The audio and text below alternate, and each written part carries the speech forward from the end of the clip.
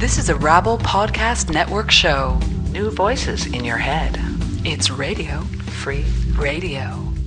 This is Carole Pope, and you're listening to the Ruckus on Rabble.ca.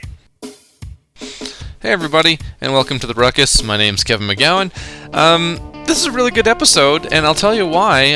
The one main reason is I'm going to be chatting with Carole Pope. You will remember her from such bands as Rough Trade. You will remember her from her book that she released in 2000. It was called Anti-Diva. It was a huge runaway success, and actually it is going to be made into a film in the next year or so. I had a great time chatting with Carole, and I'm still frankly in shock that she wanted to be on this show. But hey, what are you going to do? Interview with Carole Pope coming up in a little while. I wanted to start off, though, with something brand spanking new. If any of you are longtime listeners of The Ruckus, and of course the show's only been on for 6 months or whatever, but if you were here for the first episode, or if you've listened to the first episode, you'll remember an interview I did with Brenda Earle. She grew up in southwestern Ontario, now lives in New York City. She is a jazz singer, pianist, composer, instructor, does all sorts of cool stuff. She has a brand new album coming out in the next few months, but because she likes us so much, she's given us exclusive rights to play one of her new songs. So from the album, which will be called Songs for a New Day, here is my very good friend Brenda Earle and Standing.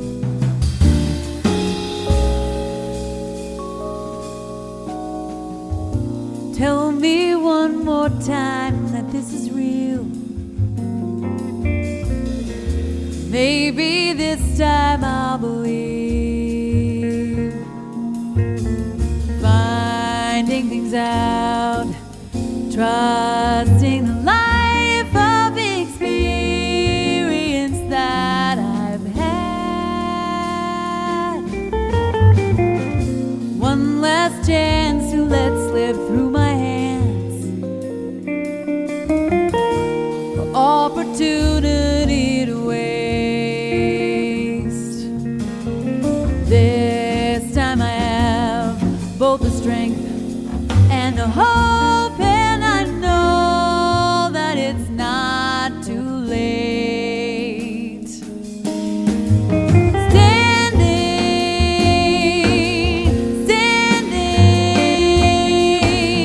Standing,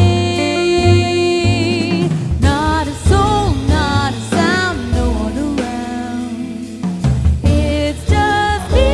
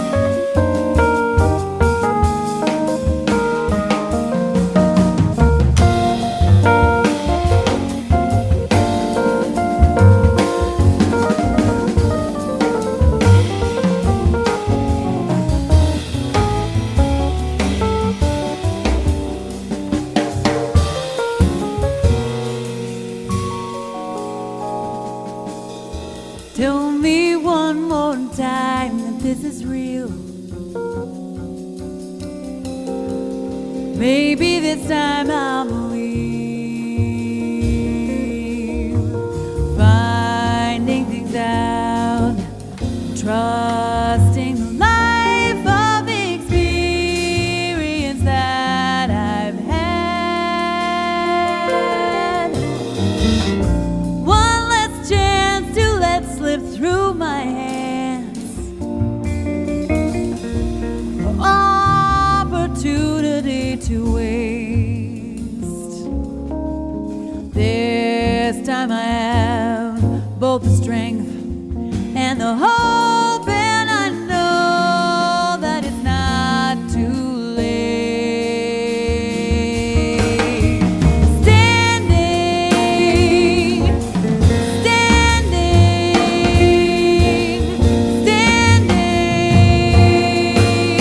not a soul, not a sound, no one around.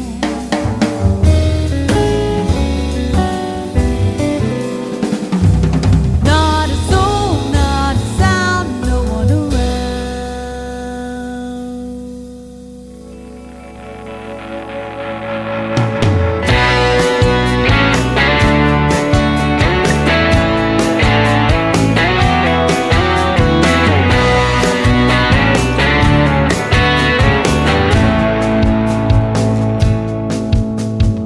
One day you'll see it'll happen to me. Quite quietly you'll leave. It'll be a sad relief to be a part of your grief. And honestly, one day I'll care. And so if you wanna find me, I'll be the shallow end of the sea, holding back the Mississippi. And if you come to New Orleans, bring an open heart and on your love. We'll live in between all the little pieces that we've been.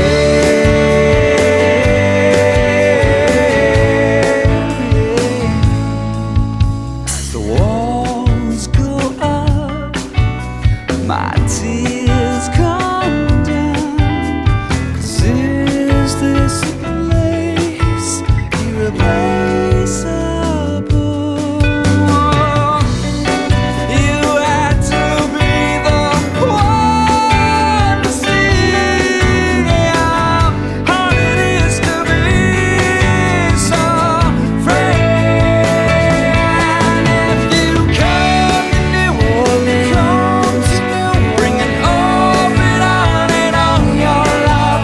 We'll live in between all the little pieces. And if you come to New Orleans, bring an open heart and on your love. We'll live in between all the little pieces that we've been.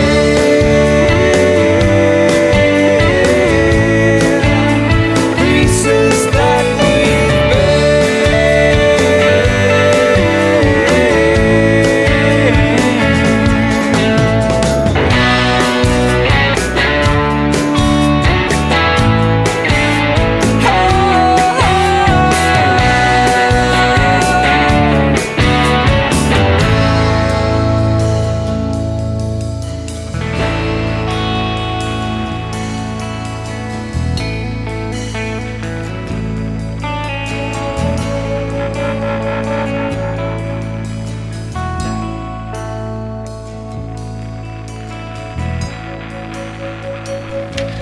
Today's mail.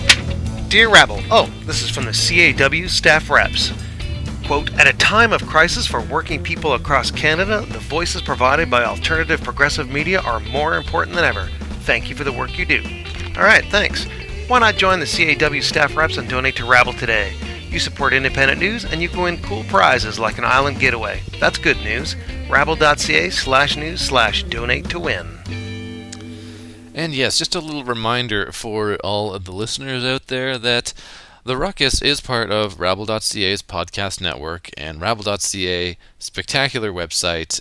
They work really hard to try and bring everybody alternative views on current events and current issues in the world. And of course, it is an independent site and relies on your donations to stay alive. So please, if you're a Rabble fan, if you're a Ruckus fan, dig it deep into your pocket, send them a couple bucks, help the site stay alive, and keep bringing you all the great stuff we do. Before our little commercial break, we had the Free Press out of Toronto with a track called Little Pieces. I believe that's from a forthcoming album that's coming out this year. I might be wrong, but I don't think so. Before that, we started off with Brenda Earl, a track from her forthcoming CD. The track was called Standing. Now, next. This, I mean, if you don't know who Carole Pope is, you're nuts, and you probably shouldn't be listening to this show. She was in a band called Rough Trade for a long time, from about 79, 78 through to the mid-80s. Since that band split up, she has been incredibly active. She's done a lot of soundtrack and songwriting work for TV shows, movies, etc. She's released a handful of solo albums as well, and I know for a fact that she is currently working on a new record. This was a real thrill for me. I was actually very nervous giving Carole Pope a call, but she was very kind to me, very sweet, and without any further ado, here's my conversation with Carole Pope.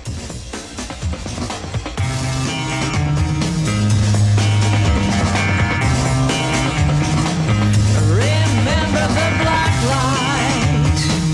Remember the swirling superstars. Your lips were like poison. Well, I don't want to go, back in the past too much, but I did just read your book, actually, a couple months ago. And Right. I wanted to ask you a little bit about Anti-Diva. I mean, because Okay. it was, I found it really interesting, and of course, I read it on the bus almost every day for about a week, because I commute, right? So I'm sitting on the bus, I'm reading Anti-Diva, and I mean, I'm getting to some of these really, interesting and really detailed sections on your relationships and stuff like that, and I'm wondering, how cathartic was that for you, and how did you feel when you were finished writing that book? It was very cathartic to write. And yeah, I just felt completely drained after I finished writing it. But I mean, besides my relationships, I think nobody's really written about the Toronto music scene the way it was. Well, the whole Canadian music scene, which I think is fascinating, and those days were amazing, and I wish. Oh, I don't know. I'm not going to go off on a spree, but anyway, it was cathartic. To answer your question, yes, it was cathartic, and yeah. But I'm glad I wrote it, and I got a lot of really good feedback from people. Oh yeah, like I read a few other interviews with you about it and various reviews and things, and I know obviously you left out a lot, and some things you couldn't talk about, and some things you probably just didn't want to talk about. But is there going to be Anti-Diva 2 at any point? Is there going to be a follow up on your ongoing life story? I actually tried to do that, to write something like that, but I don't know. Maybe I will someday. But there's going to be a movie, or the film rights have been optioned, so I'm very excited about that. Well, yeah, I read that too. What's the status? They're writing a first draft of the screenplay, and I haven't seen anything yet, but Tamara Berger is writing it, who wrote Lie With Me, and I can't wait to see it. And then I guess as soon as that gets done, they might be looking to attach a director. So how involved do you think you're going to be with the production once the script is right or ready? Like, how involved do you want to be?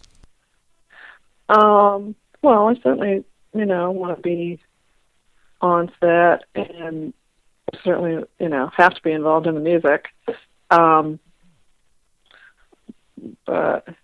I don't know. We'll see.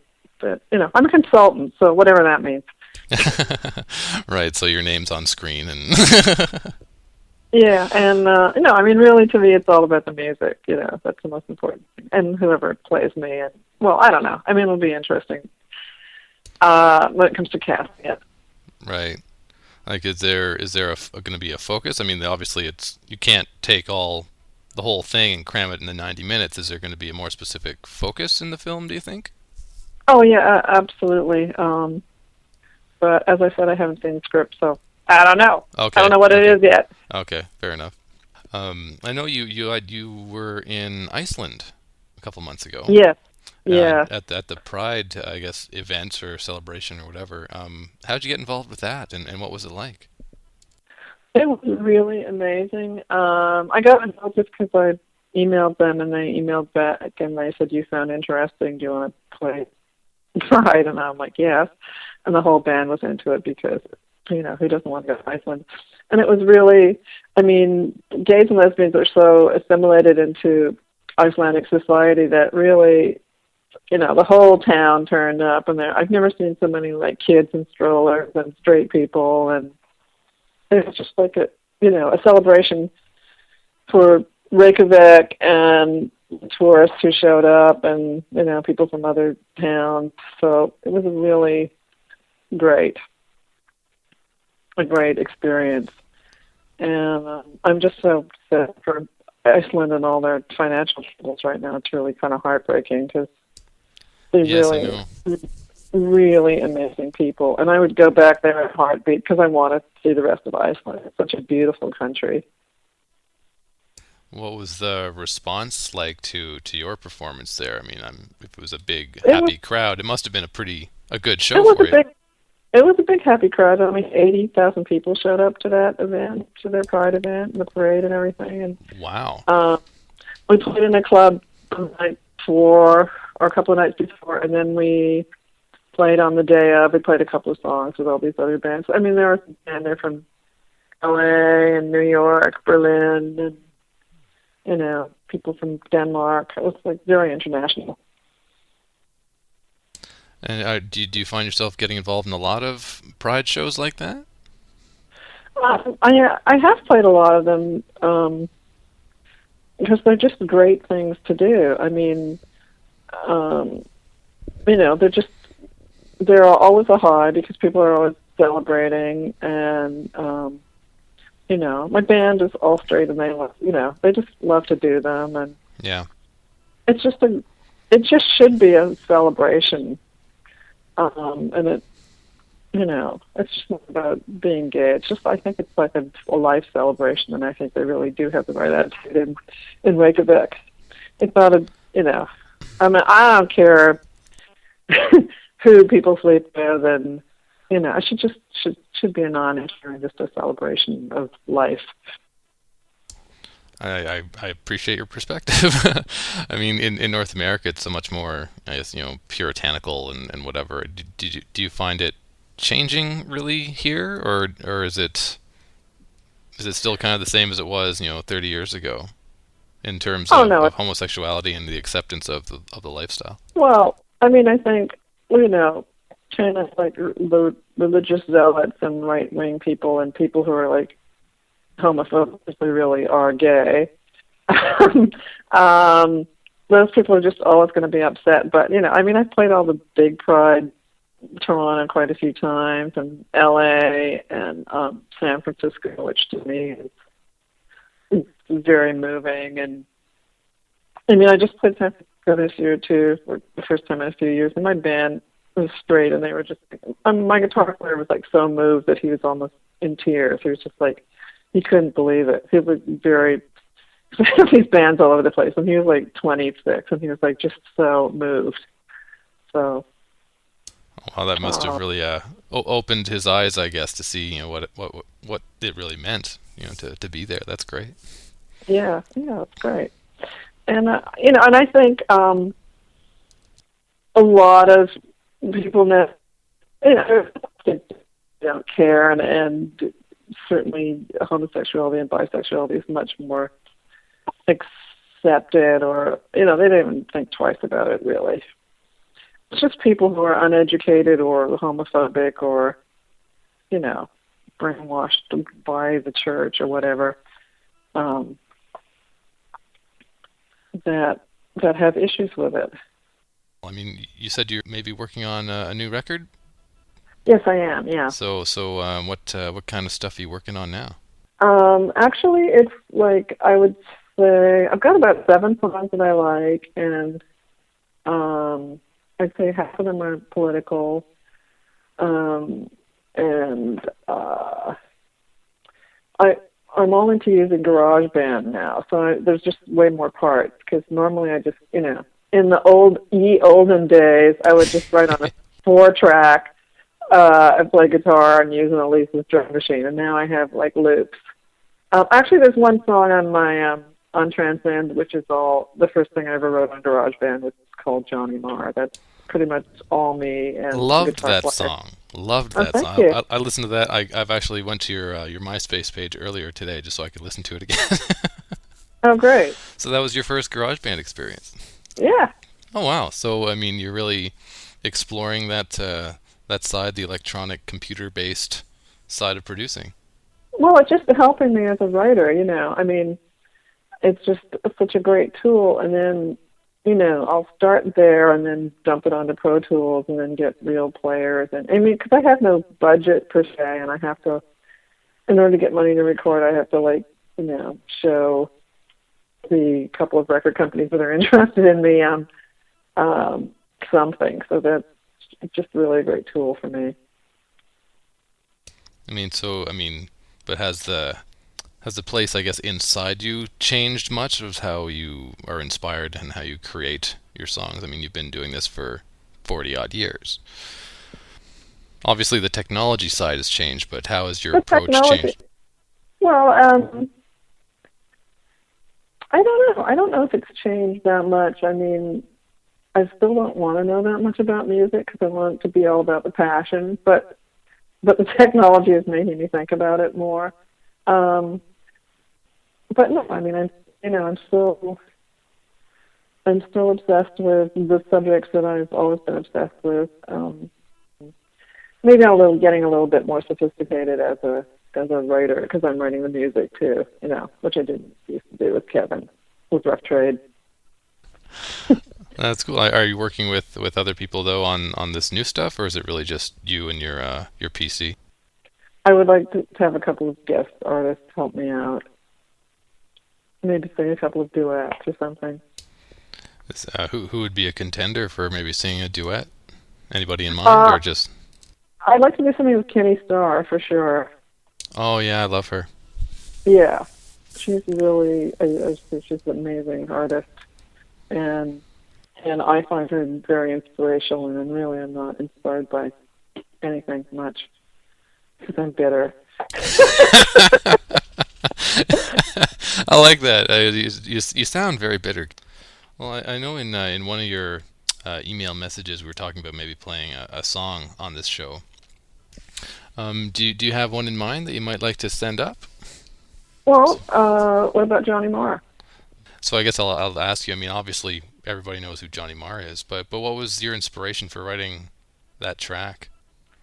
I was just kind of being nostalgic about the 80s in Toronto when I lived on St. Joseph Street, and like the Smiths were kind of the theme music of that era. And I'm just a huge fan of Johnny Marr's guitar playing, and I love that he's playing with Modest Mouse. So yeah, just nostalgic about that time, which was kind of bittersweet. And I think Morrissey is definitely a bit of a character. He lives in LA and yeah, and it takes a lot of antidepressants and it's very difficult. And so I just threw all that into a song. But yeah, it's definitely me about being a Johnny Marr groupie.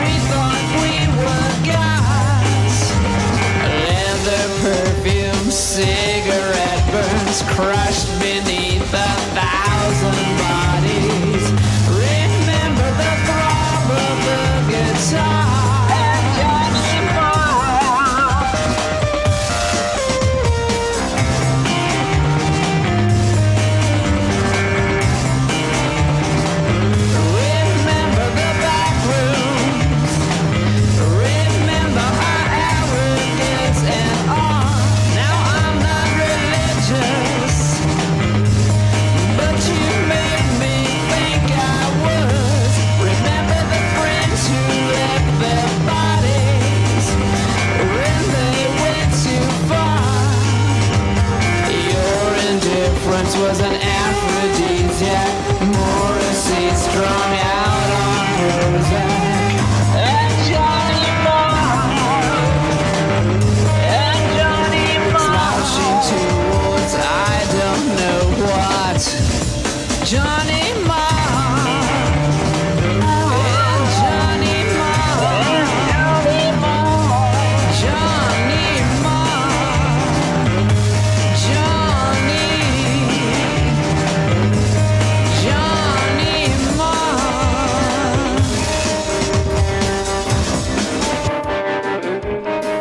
From her most recent album, Transcend, that was Carole Pope with a great track called Johnny Marr. And if you're interested in more Carole Pope stuff, check out her website, carolepope.com. She's got a MySpace page, of course, too. And if you'd like to read her book, Anti-Diva, came out in 2000. Great read. You will learn a lot about the Canadian music scene, and of course, a lot about her life. Amazing details in there. Check it out. It's available on paperback, and I'd probably still find it on in hardcover, too. And of course, the movie rights have been optioned, so hopefully that'll see the light of day in the next couple of years. And I just read that Carole Pope has a part in a new movie. It's a vampire comedy called Suck, and it sounds really hilarious. It features a lot of rock stars of multiple eras. Moby's in it, Iggy Pop, Henry Rollins, all sorts of interesting people in this movie. So check that out. That should be in theaters or perhaps on DVD pretty soon as well. Thanks very much to Carole Pope. I really appreciate the fact that she was into doing this little show on Rabble.ca, and I want to thank you all for listening. Next time we will have more way cool stuff for you guys to listen to. Thanks for listening to The Ruckus. My name's Kevin McGowan. I'll see you next time.